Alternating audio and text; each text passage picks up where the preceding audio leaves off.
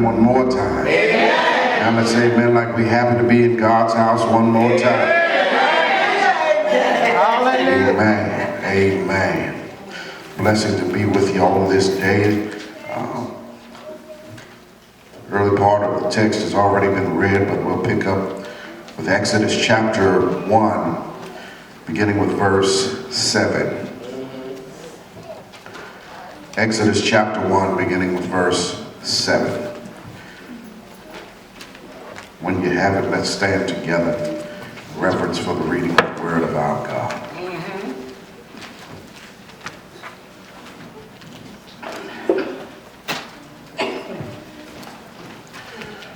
New Revised Standard Version of the Bible renders this ancient text as follows. But the Israelites were fruitful and prolific.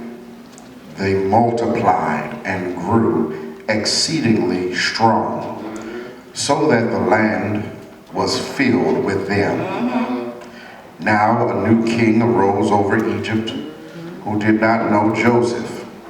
He said to his people, "Look, the Israelite people are more numerous and more powerful than we. Come, let us deal shrewdly with them, or they will increase, and in the event of war join our enemies and fight against us and escape from the land." Therefore, they set taskmasters over them to oppress them with forced labor. They built supply cities, Pithom and Ramses, for Pharaoh. But the more they were oppressed, the more they multiplied and spread, so that the Egyptians came to dread the Israelites.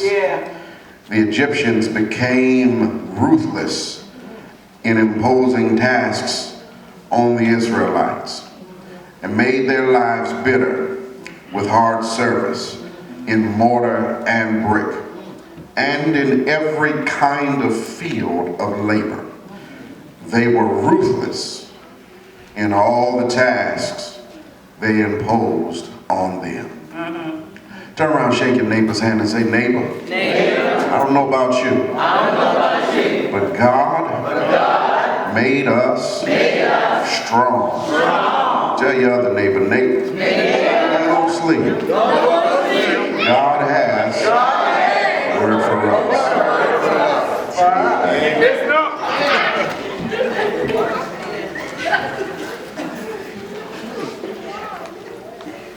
I want to preach and teach for a few moments as the Lord shall guide. Strength to survive. Strength to survive.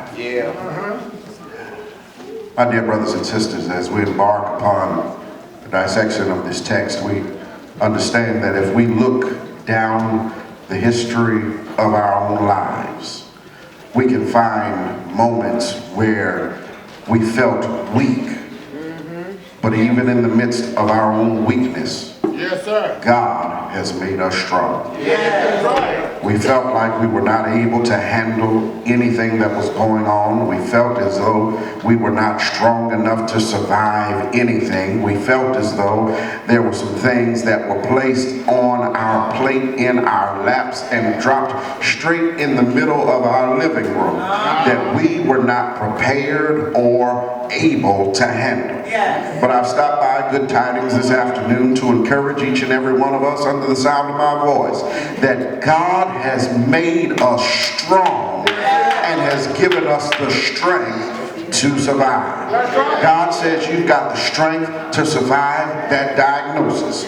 God says you've got the strength to survive cancer. God says you've got the strength to survive diabetes. God says you've got the strength to survive blindness. God says you've got the strength to survive hypertension. God says you've got the strength to survive any disease that may befall you, because the God that we serve has given us the strength to to survive.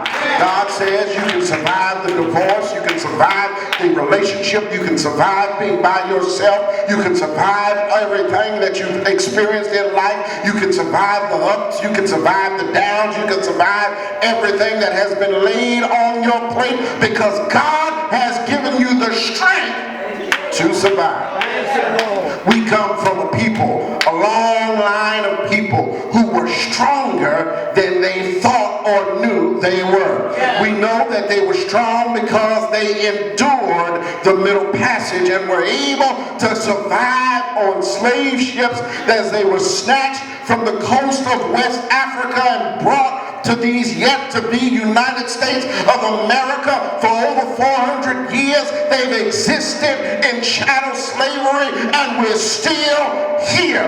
God has given us the strength to survive. He's given us the strength to survive slavery, to survive Jim Crowism and Jane Crowism. He's given us the strength to survive undereducation and miseducation. God has given us the strength to survive. We've got the strength to survive. So when it seems like thugs want to take over our neighborhoods and run roughshod all over us, God has given us the strength to survive. When it seems like people want to go and allow bullets to fly throughout shopping malls and people are running all over the place, leaving their children because they want to save their own lives and their own skin, God has given us the strength to survive. That's why I love what Sterling Brown wrote when he talked about strong men and women. They dragged you from the homeland. They chained you in coffins. They huddled your spoon-fashioned and filthy hatches.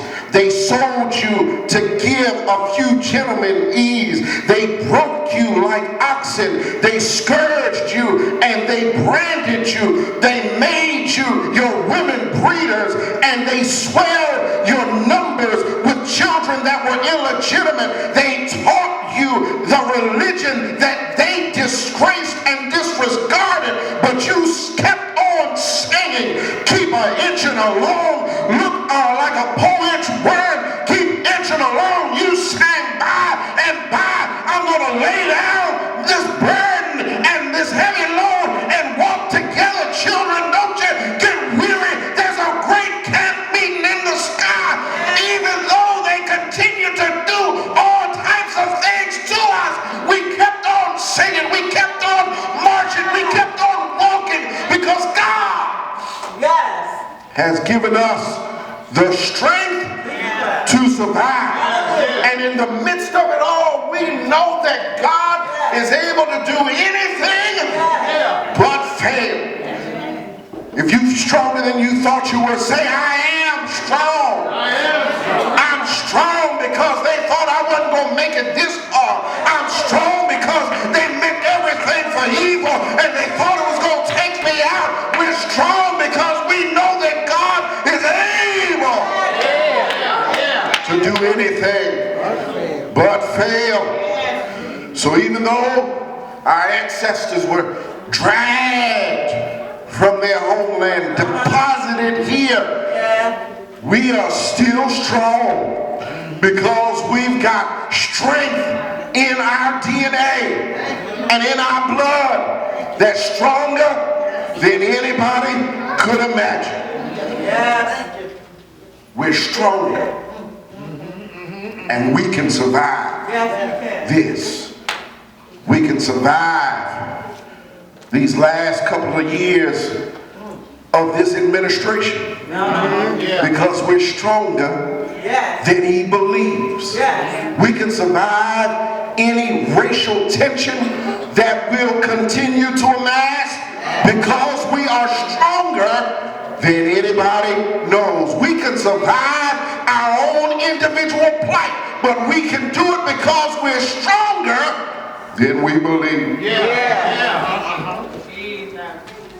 He snatched us, you and I, our ancestors, and whatever they meant for evil, God has transformed it for our good. The Bible says there arose a Pharaoh who did not know Joseph and who ushered in a dramatic political and ideological shift from what was. There was a period of time when Joseph was revered because he was able to take the people that he was enslaved by at one point and rise from the very pit of the destructive cell in which he found himself and was raised from that prison and pit to stand as the prime minister of the nation of Egypt. The very enemies of his people. So what happens when you understand that you've got the strength to survive?